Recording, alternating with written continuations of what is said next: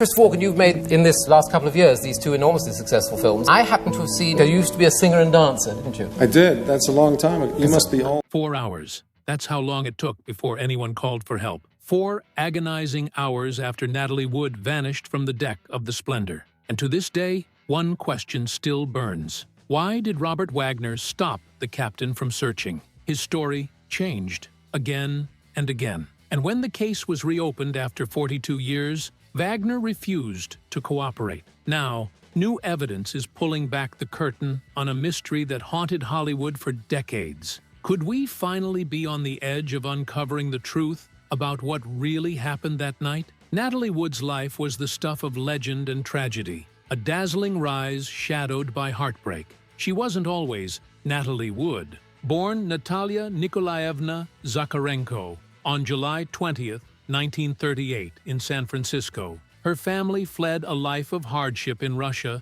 for a shot at the American dream. But it was her mother, Maria, who was determined to mold her daughter into a star, no matter the cost. And that cost came early. At just 4 years old, Natalie was already in front of a camera, snatched from a crowd during a local movie shoot in Santa Rosa. Her role was brief, but it lit a spark. Soon after, she was cast in Happy Land, a mere 15-second appearance, but it was enough to catch the eye of director Irving Pichel. For 2 years, he kept tabs on the little girl he believed was destined for something bigger. And when the opportunity came, he called Maria. The offer? A screen test in Los Angeles. Maria didn't hesitate. She uprooted the family, leaving everything behind for a shot at stardom. By age 7, Natalie had landed her first major role, playing a German orphan in Tomorrow is Forever, alongside Orson Welles. But behind the scenes, darker moments. When young Natalie couldn't summon tears for a gut-wrenching scene,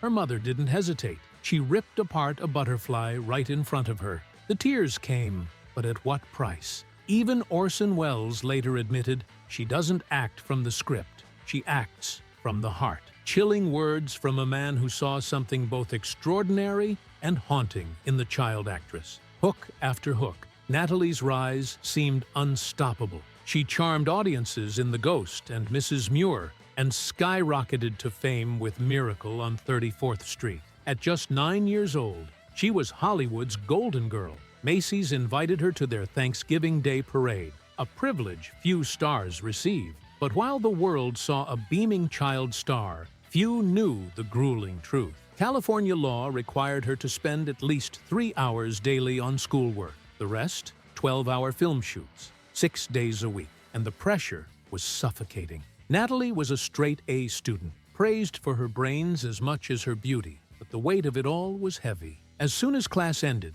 she sprinted to the set. There was no time for childhood. Then came Rebel Without a Cause, the film that changed everything. But getting the part of Judy wasn't easy. Director Nicholas Ray doubted she could pull off the role of a troubled teen. After all, Natalie had always played innocent girls, but she was relentless. She told Ray she'd become a real delinquent if that's what it took, and she meant it. Soon, she was cast opposite James Dean. Off camera, things blurred dangerously. At just 16, Natalie started a relationship with Ray, who was nearly 3 times her age. What many dismissed as dedication was later described by Natalie herself as painful, even wrong. As if life imitated art, tragedy loomed over Rebel Without a Cause. During production, Natalie and Dennis Hopper were in a car accident. She wasn't badly hurt, but it added an eerie edge to an already turbulent shoot. Then,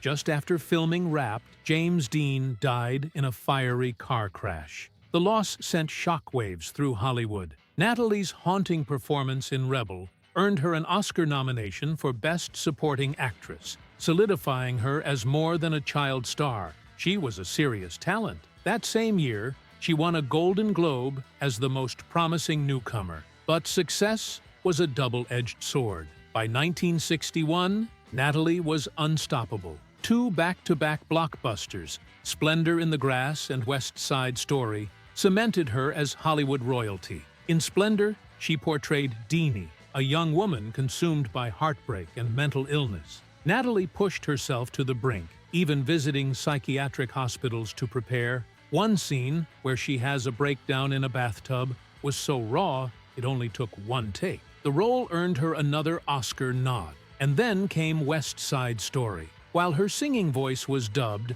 her performance as Maria became iconic. The film won 10 Oscars, including Best Picture. At just 23, Natalie was one of the biggest stars in the world.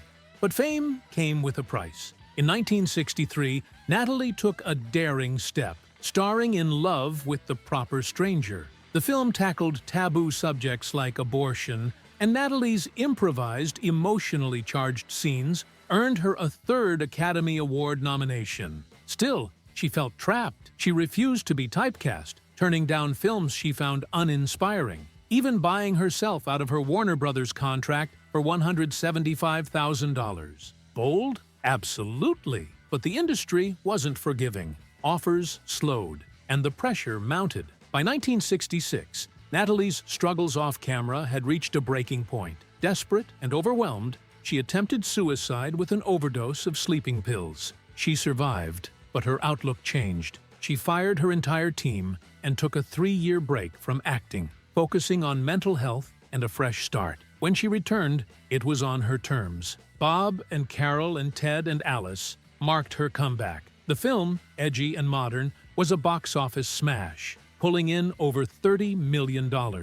Natalie, playing a woman navigating open relationships, earned another Golden Globe nomination. She embraced television, starring in The Affair and From Here to Eternity, both huge hits. Critics praised her, and audiences still adored her. Yet behind the scenes, her personal life was in flux. After divorcing Robert Wagner in 1962, Natalie remarried him a decade later. It was a rekindling of a romance that seemed destined, but fate had other plans. By the 1970s, she'd stepped away from movies, working only occasionally, wanting to focus on family. As production on Brainstorm stalled following Natalie Wood's untimely death, the studio considered scrapping the entire film for insurance money, but the director refused to let her legacy fade away.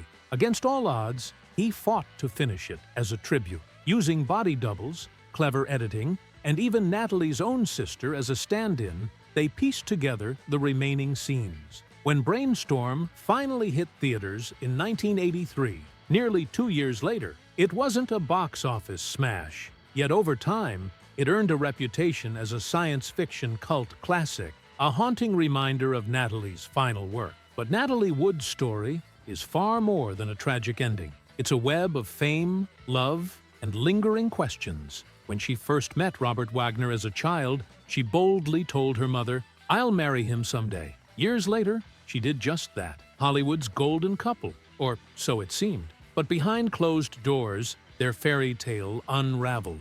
Rumors swirled that Natalie had caught Wagner in an explosive scandal, one that could have ended careers in that era. Their divorce was swift and painful. Natalie's second marriage, to British producer Richard Gregson, seemed like a fresh start. They had a daughter, Natasha, but even that chapter crumbled under betrayal. Richard's affair with Natalie's own secretary. Heartbroken, Natalie walked away. Yet fate pulled Natalie and Robert Wagner back together after nearly a decade apart. They married again, believing they'd found their second chance. But their rekindled love ended in tragedy aboard the yacht Splendour in 1981. What should have been a peaceful weekend turned into one of Hollywood's darkest mysteries. Screams in the night, a delayed search, bruises that sparked chilling theories, and a timeline that simply didn't add up. Years later, Robert Wagner's version of events kept shifting, and when he was officially named a person of interest in 2018,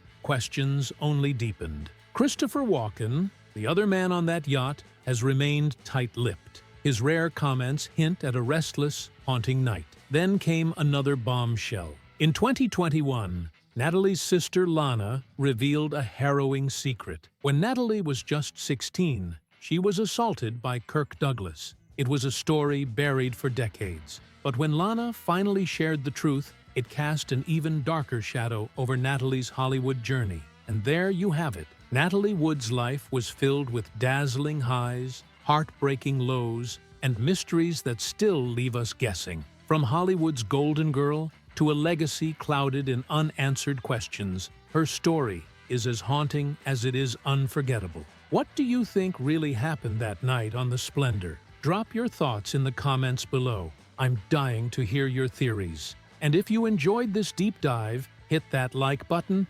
smash subscribe, and ring the bell so you never miss the next Hollywood revelation.